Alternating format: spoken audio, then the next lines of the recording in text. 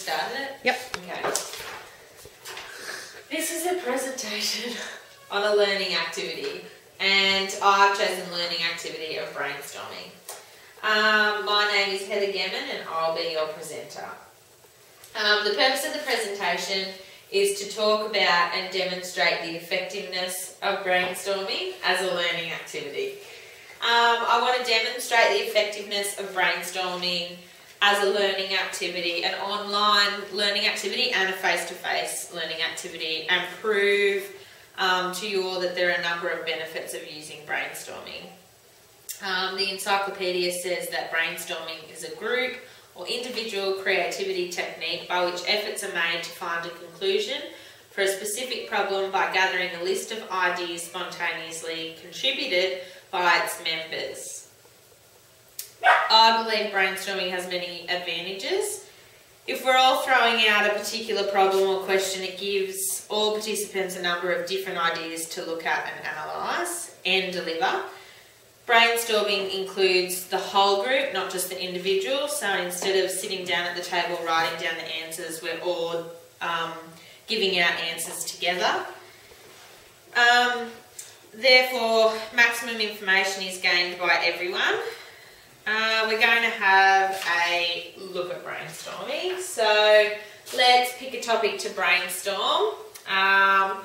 We'll pick something simple like cakes. Types of cakes.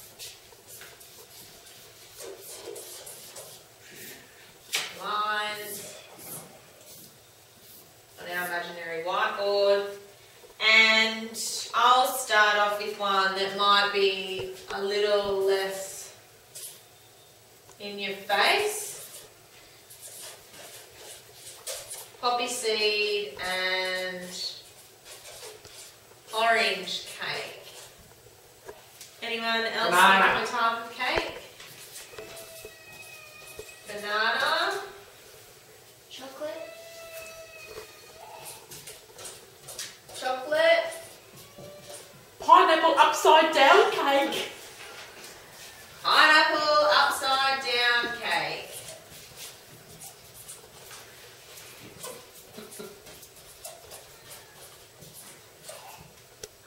Cheesecake. Cheesecake. Fruit cake. Fruit cake. Mud cake. Mud cake. Black Forest cake. Black Forest cake.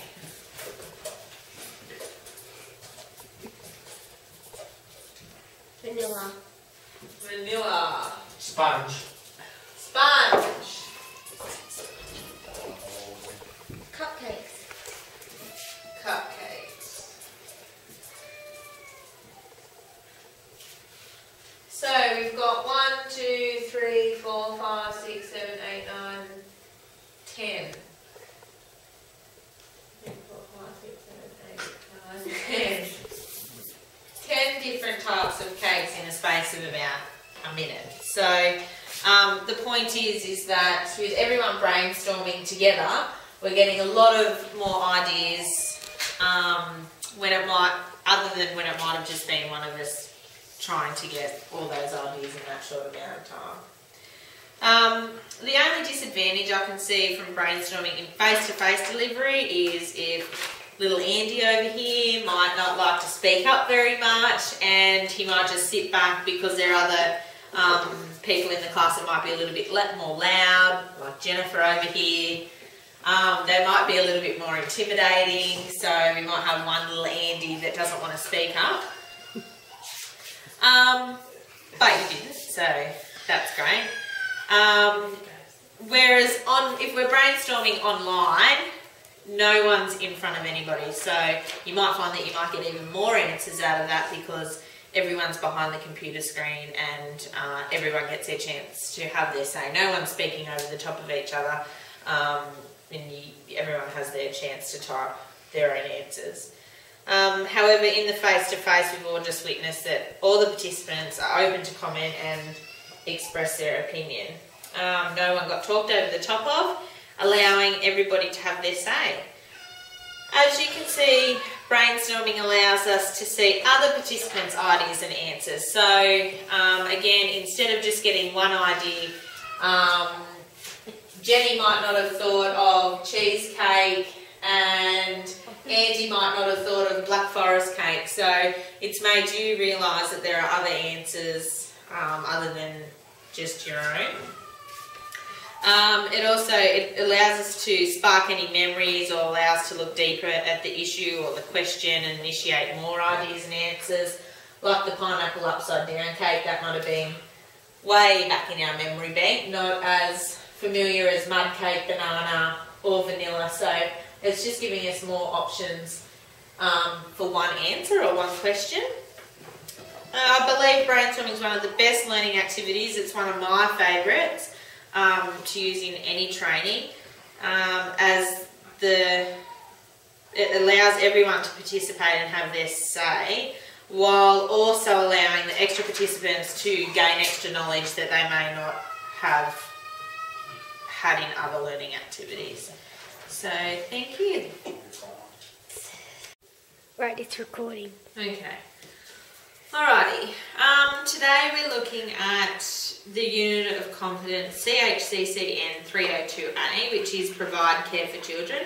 It's part of the qualification that you're all doing, which is Cert 3 in Children's Services, CHC 30712. In this unit of competence today, we're just going to look at element 5, which is settle new arrivals. So my name's Heather and I'm going to be your trainer today. In this unit of competence, as I said, we're looking at number 5, settle new arrivals. There's 5 performance criteria elements in element 5. It is 5.1 is observe parents and children for signs of stress and distress on arrival. You don't have these in front of you. 5.2 is begin interaction with the child while parents are still present to minimise abruptness of separation. 5.3 is encourage parents to take as much time as needed to have a relaxed, unhurried separation from their child. And 5.4 is establish routines to minimise distress at separation of parent and child. 5.5, the last one, is respond to child's distress at separation from parent in a calm, reassuring manner. So the training session today is only going to go for about 4 minutes. So for 10 minutes we're going to talk about signs of distress and we're going to brainstorm. What's wrong, Jennifer? Nothing, teacher. We're going to talk about signs of distress and brainstorm some of the signs that you might pick up, not only in the children but in the parents as well. We're going to have a little role play where I'm going to get someone to pretend that they are, maybe Adam might do that if some of you aren't comfortable. It's alright, not everyone has to get up in front of everybody. Just going to role play a particular scenario and show what might be some of the right ways to approach the child and parent and what are some of the definite no's of approaching that new arrival. For 10 minutes we're going to discuss what actions we might take in any scenario and write down action plans, talk about different things that we might talk to the parents about. So letting them know that we've got an open door policy might be one where they can come and check on the child at any time, ring at any time during the day, what things we might say to reassure them, and developing routines for the children with the parents. So in that I mean that we'll talk about things like maybe going to feed the centre's pet. That might be one of the favourite things they might do. Or some children like to have their parents stay for half an hour. Others are better if they're just dropped and left and said goodbye. Then we're going to have a look at some scenarios which are in front of you. I've given you each a copy. And again, we're going to ask each of you how you might deal with these scenarios, and we're going to brainstorm those again. And that's about it. So just to begin, I'll let you know that the toilets are through this way and the exits are this way in case of a fire. And please help yourself to tea or coffee or refreshments in the meantime, at any time. And first of all, I'd just like to do a little icebreaker with the group. So the icebreaker that I like to do is a game called Let's Go Shopping. Does anybody know the game called Let's Go Shopping? So we go around the table and I might say, today I went to Woolworths and I bought an apple. And then Adam might say, today I went to Woolworths and I bought a banana. And it goes in alphabetical order. So we go around the room and you have to think of something that starts with that letter. And as you can imagine, we get down to some letters that might be a little bit tricky. So I'll start off and we'll see how far we go. I went to Woolies and I bought an orangutan at Woolies. We'll go anti-clockwise. Let's start with that. H.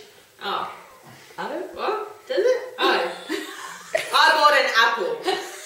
You go, Adam. But I'm going to start something with the H. No, it goes in. So we're going in alphabetical order. We're going in. So you're following the alphabet. A, B, C, D, E, F. So you just keep going around and around. Oh, well, that okay, so Adam's B. That alphabet, the only alphabet, Jennifer. I thought you meant to say like something with your name, starting with J. No. Oh, right, okay. Yeah, I went to Woolies and I bought a biscuit. I went to Woolies and I bought a chomp. I went to Woolies and I brought a DVD. I went to Woolies and I bought an eggplant. Well done. I went to Woolies and I brought Fruit Loops. I went to Woolies and I bought grapes. I went to Woolies and I bought a hairnet. I went to Woolies and I bought some ice. I went to Woolies and I brought a jumper. I went to Woolies and I bought a kite. That's good, helping each other out. Well done. I went to Woolies and brought some laundry detergent. I went to Woolies and I bought some mouse traps. I went to Woolies and I bought a nut bag. Great one, Adam. The clown of the class. Jennifer. And this is what I like, see, ice breaking. So everybody's getting to know the group, everybody's having a laugh, and everybody's not feeling as tense as they might have when they first walk through the room. I went to Woolies and I bought an orange. I went to Woolies and I bought a pear. I went to Woolies and I bought a fish. Well done. Q. What did you buy? R. R.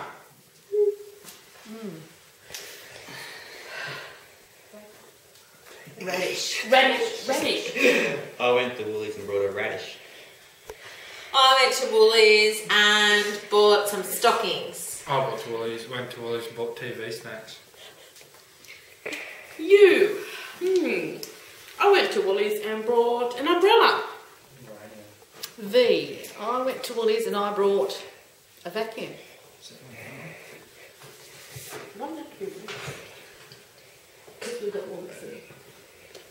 I went to Woolies and I bought a